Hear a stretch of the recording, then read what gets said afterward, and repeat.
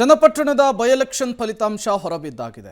ಸೋಲು ಗೆಲುವಿಗೆ ಲೆಕ್ಕಾಚಾರ ಏನು ಅನ್ನೋದರ ಚರ್ಚೆ ದೊಡ್ಡ ಮಟ್ಟದಲ್ಲಿ ಆಗ್ತಾ ಇದೆ. ಇದರ ನಡುವೆ ಚನ್ನಪಟ್ಟಣದಲ್ಲಿ ಪ್ರತಿಷ್ಠೆಯನ್ನು ಉಳಿಸಿಕೊಂಡ ಡಿಕೆ ಬ್ರದರ್ಸ್, ಗೆಲುವಿನಿಂದ ಸೋಲಿನ ಸೇಡನ್ನು ತೀರಿಸಿಕೊಂಡ ಅಣ್ತಮಾಸ್, ತಮ್ಮ ರಾಜಕೀಯ ಇತಿಹಾಸದಲ್ಲಿಯೇ ದಾಖಲೆಯನ್ನು ಬರೆದಿದ್ದಾರೆ. ಸಿಪಿ ಯೋಗೇಶ್ವರ್ 1 ಲಕ್ಷಕ್ಕಿಂತ ಹೆಚ್ಚು ಮತಗಳನ್ನು ಪಡೆದಿದ್ದಾರೆ. ಸಿಪಿ ಯೋಗೇಶ್ವರ್ ಸಹೋದರನ ಸೋಲಿಗೆ ಸೇಡನ್ನು ತೀರಿಸಿಕೊಂಡಿದ್ದಾರೆ. ಈ ಮೂಲಕ ಡಿಕೆಶಿ ಯೋಗೇಶ್ವರ್ ಸಂಪುಟ ಸೇರ್ಪಡೆಯ ವಿಚಾರ ಸದ್ಯಕ್ಕಿಲ್ಲ, ಗ್ಯಾರಂಟಿಯನ್ನು ನಂಬಿದ ಜನರಿಂದಲೇ ಈ ಗೆಲುವಾಗಿದೆ ಅನ್ನುವಂತಹ ಮಾತುಗಳು ಕೂಡ ಕಾಂಗ್ರೆಸ್ ನಾಯಕರುಗಳ ಬಾಯಿಂದ ಬರ್ತಾ ಇರುವಂತಹ ವಿಚಾರ.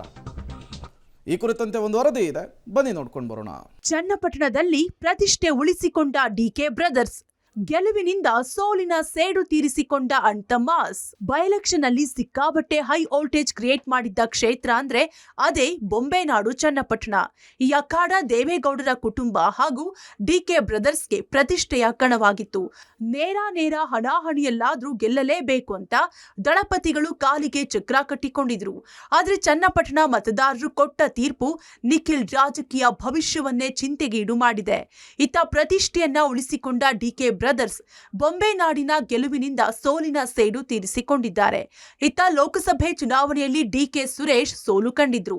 ಇದನ್ನೇ ಸವಾಲಾಗಿ ಸ್ವೀಕರಿಸಿದ್ದ ಸಹೋದರರು ನಿಖಿಲ್ ಕುಮಾರಸ್ವಾಮಿಯನ್ನ ಸೋಲಿಸುವ ಮೂಲಕ ಎಚ್ಡಿಕೆಗೆ ಬಿಗ್ ಶಾಕ್ ಕೊಟ್ಟಿದ್ದಾರೆ.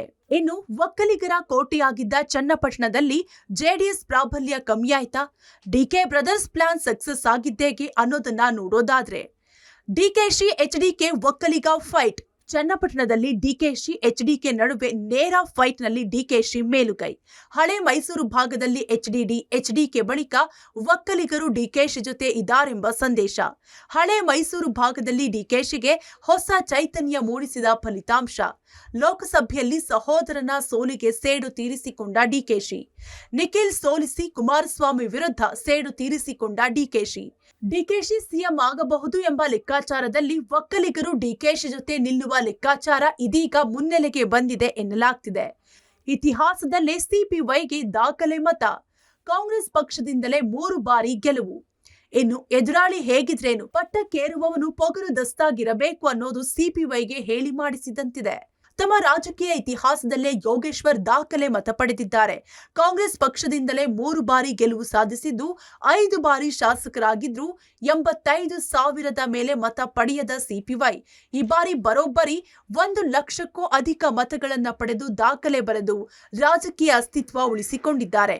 ಇನ್ನು ಅಲ್ಪಸಂಖ್ಯಾತ, ಹಿಂದುಳಿದ, ಗ್ರಾಮೀಣ ಭಾಗದ ಒಕ್ಕಲಿಗ ಮತಗಳೇ ಕಾಂಗ್ರೆಸ್ ಅಭ್ಯರ್ಥಿ ಯೋಗೇಶ್ವರ್ ಗೆಲುವಿಗೆ ಹಾದಿಯಾಯಿತು ಎಂದು ಹೇಳಲಾಗ್ತಿದೆ.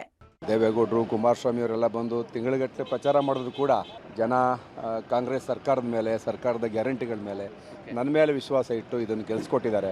ಕಾಂಗ್ರೆಸ್ ಸರ್ಕಾರದ ಗ್ಯಾರಂಟಿಗಳು ಸಿದ್ದರಾಮಯ್ಯನವರು, ಡಿ.ಕೆ. ಶಿವಕುಮಾರ್ ಅವರು, ಸುರೇಶ್ ಅವರು ಎಲ್ಲ ಸಂಘಟಿತವಾಗಿ ಕೆಲಸ ಮಾಡಿದ್ವಿ. ಹಂಗಾಗಿ ಗೆಲುವು. ನಾನು ಜನಗಳ ಮಧ್ಯೆ ಇದ್ದೀನಿ. ಕಳೆದ 1-2 ಚುನಾವಣೆಯಲ್ಲಿ ವಿನಾಕಾರಣ ಸೋತಿದ್ರು ಕೂಡ ಜನಸಂಪರ್ಕ ನಾನೇನು ಬಿಟ್ಟಿರಲಿಲ್ಲ.